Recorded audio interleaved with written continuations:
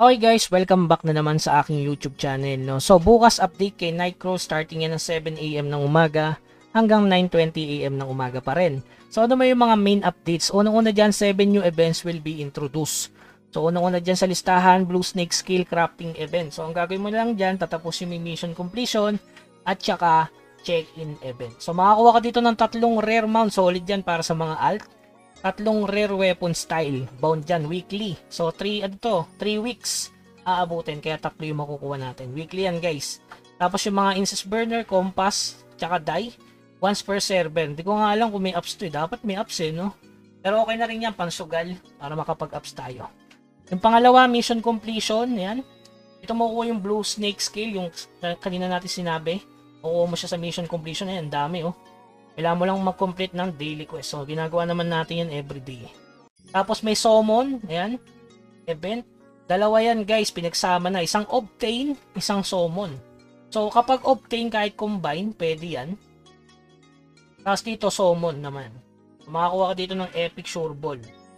Yung huli, spell infusion support mission for growth. Ayan. Napakadami guys ng spell, rune, crystal, selection chest. 4, 8. At 12, 16.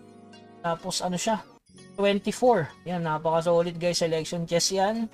So, yan ang inaabangan ko para mabago ko yung infuse. At saka maganda rin kasi meron din siya sa check-in event. Yan, 7 days.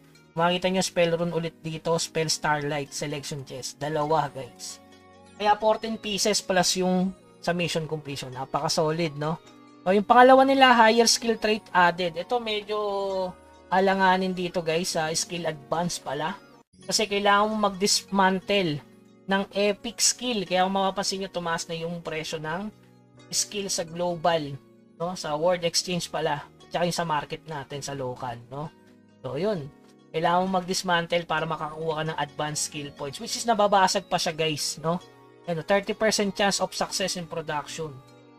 Kaya sobrang hirap nito para sa atin. So, ang abangan na lang natin, etong pangatlo, yung legendary skill.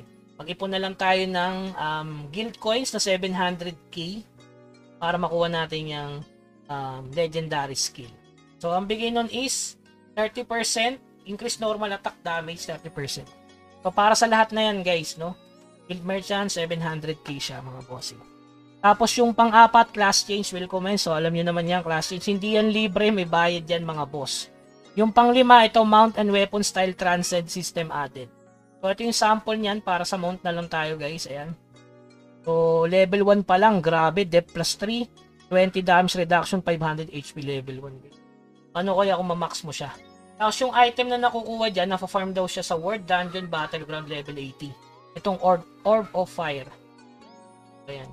Kailangan mo 25 Morion. Fire Orb, 10. Saka Morion, 25. So, bali 250. Kaso nababasag ba to?